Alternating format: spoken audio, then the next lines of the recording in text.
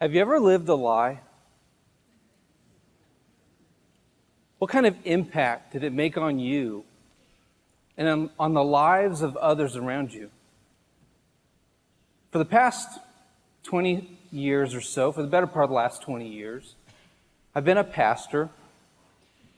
I'm a religious man. I'm a family man of faith, and by admission, I'm a total hypocrite. That's right.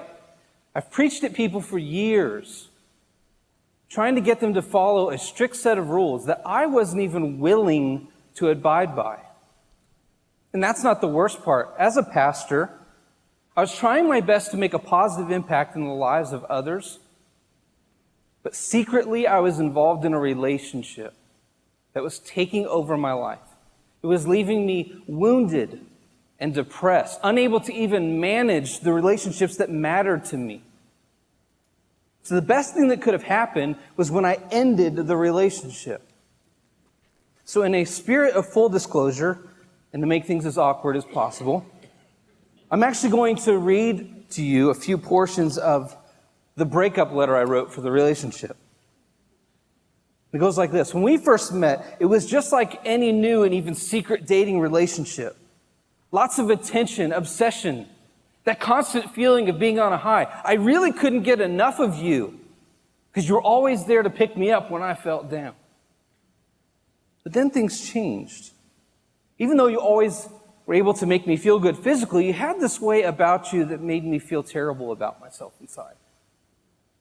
And then came the realization that you were lying to me. I realized you weren't even faithful to me. You were in a relationship with almost all of my friends. I was a fool to let you into my life and to believe your lies. Now, since I broke up with you, it hasn't been easy, but I've managed to get my family back, my marriage back, and most importantly, my heart, mind, and soul back. Because believing the best about myself may seem like a leap, but it is the best jump I've ever made. So now, I'm inspired and I'm on a mission to keep as many people as I can from being hurt by you. And I'm not going to spare your feelings and say something like, oh, don't worry, it's not you, it's me. Because, dear pornography, I'm glad things are over between us. Stop trying to contact me. Because remember, it's not me, it's you.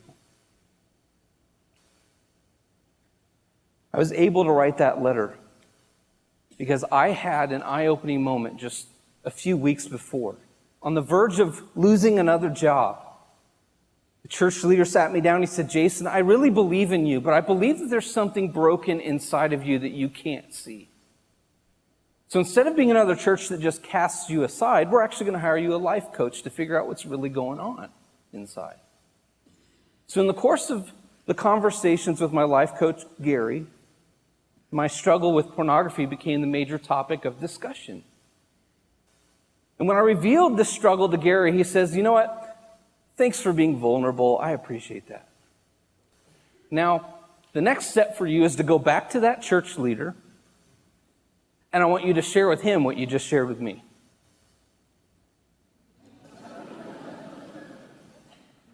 You want me to share my darkest secret with someone that I respect and I want approval from? You got to be kidding me. Well, I took the leap, and it didn't work out the way I wanted to. I didn't get shamed, but I didn't get to keep my position either. In order to stay employed, I accepted a position at the church as a janitor for the next year. Now, the eye-opening moment was when Gary said to me, Jason, did you know that porn isn't your problem? Viewing porn is a behavior just like any other addiction. You are using porn to medicate the actual problem. Not changed my life because it shifted my attention away from the behavior to the problem. And what was the problem? For me and almost every other addict, it's this: the need for approval. I mean, who doesn't want approval, right? But that became a problem because I could not handle rejection. When we feel rejected, we get depressed. When we get depressed, we look for something to pick us up to make us feel better, and that is where we open the door to all kinds of addictions in our lives. My addiction of choice happened to be pornography, just like 71% of men and 38% of women today. And this is a dangerous addiction because it gives us an escape from reality, but also a false sense of approval. And this is the draw. We become addicted to what makes us feel approved. So my freedom didn't come from getting rid of porn, even though that was a good thing, but it came from learning how to handle rejection.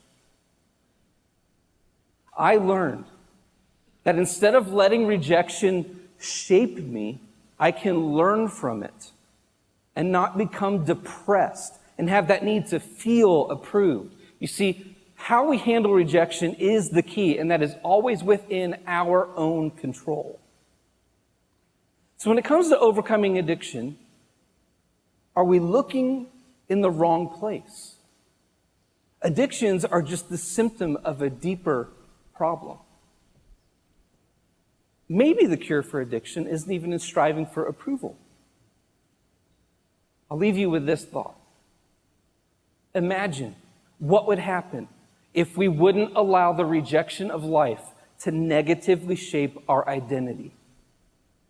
Then we could focus on the root issue. And with a little bit of humility and a little bit of vulnerability, healing takes place.